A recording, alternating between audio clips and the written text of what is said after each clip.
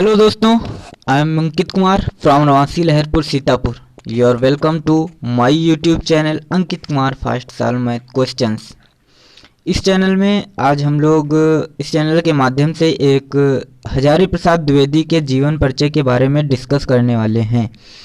तो देखते हैं इनका कब जन्म हुआ था, कब मृत्यु और क्या क्या इन्होंने किया है। तो इनका डिटेल से इनके जीवन के बारे में हम लोग डिस्कस करेंगे। तो आचार्य हजारी प्रसाद द्विवेदी का जन्म कब हुआ था? 1907 ईस्वी में। आचार्य हजारी प्रसाद द्विवेदी का जन्म सन 1907 ईस्वी में बलिया जिले के दुबे का छपरा नामक गांव में हुआ था।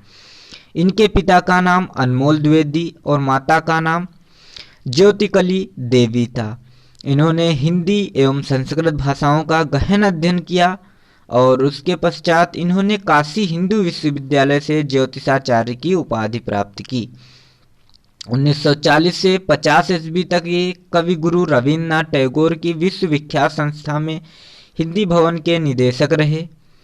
यही इनकी प्रतिभा में विशेष निखार आया। शांति निकेतन, काशी हिंदू विश्वविद्यालय एवं पंजाब विश्वविद्यालय जैसी संस्थाओं में ये हिंदी विभाग के अध्यक्ष रहे। सन 1941 ईस्वी में ये लखनऊ विश्वविद्यालय ने इन्हें डीलिट की उपाधि से सम्मानित किया। 1950 ईस्वी में ये काशी विश्वविद्यालय के हिंदी विभाग के प्रोफेसर और अध्यक्ष नियुक्त हुए।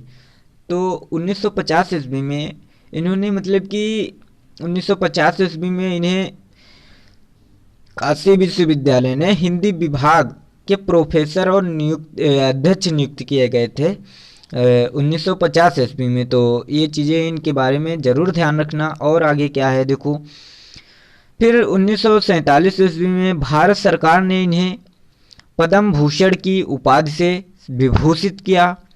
सन 1947 ईस्वी में राष्ट्रीय ग्रंथ न्यास के सदस्य बने। 57 ईस्वी में सदस्य बने और 58 ईस्वी में सदस्य बने। उसके पश्चात 1960 ईस्वी में से 1966 ईस्वी तक ये पंजाब विश्वविद्यालय चंडीगढ़ में हिंदी विभाग के प्रोफेसर तथा अध्यक्ष रहे। ये उत्तर प्रदेश सरकार की हिंदी ग्रंथ अकादमी के भी अध्यक्ष रहे। आधुनिक युग के गद्यकारों में आचार्य हजारी प्रसाद द्विवेदी जी का बहुत ही अधिक महत्वपूर्ण योगदान है। और उसके पश्चात इन्होंने कई रचनाएं बहुत सारी रचनाएं की। आधुनिक युग के मूर्धन्य निबंधकार थे ये। और द्विवेदी जी ने विविध प्रकार के निबंध लिखे हैं। इनमें से अधिकांश निबंध विचार दृष्टि से आते हैं।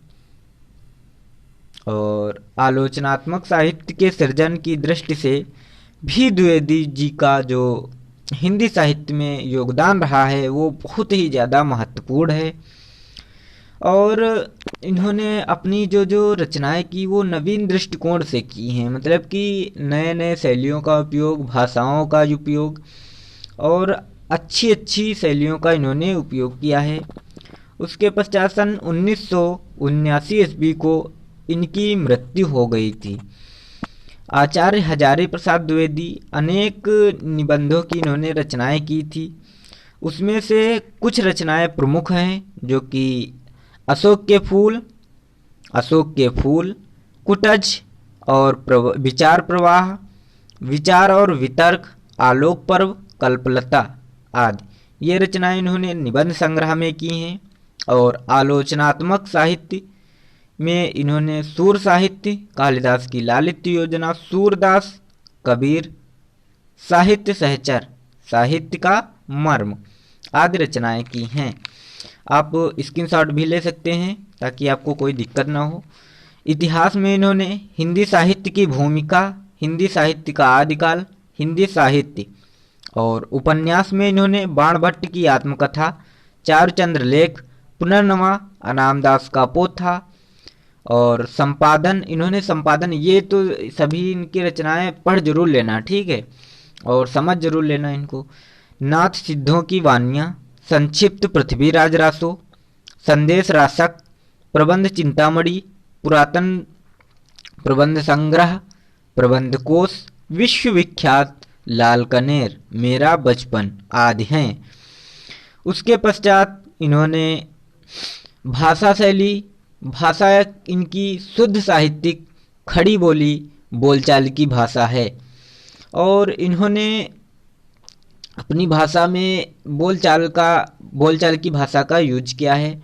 और इनकी जो शैलियाँ हैं इन्होंने उसमें विचारात्मक, भावात्मक, वर्णनात्मक, व्यंग्यात्मक आदि शैलियों का प्रयोग किया है। और उसके पश्चात इनकी जो ट्रिक मैं बता रहा था लास्ट में बताऊंगा, तो वो ये है कि इनको 779 आप याद रखना। 7 मतलब कि 1907, 779 मतलब कि 779 इस प्रकार से याद कर लेना। 7 मतलब कि 7 में इनका जन्म हुआ 1900, ठीक, और 1979 1979 में इनकी मृत्यु हुई।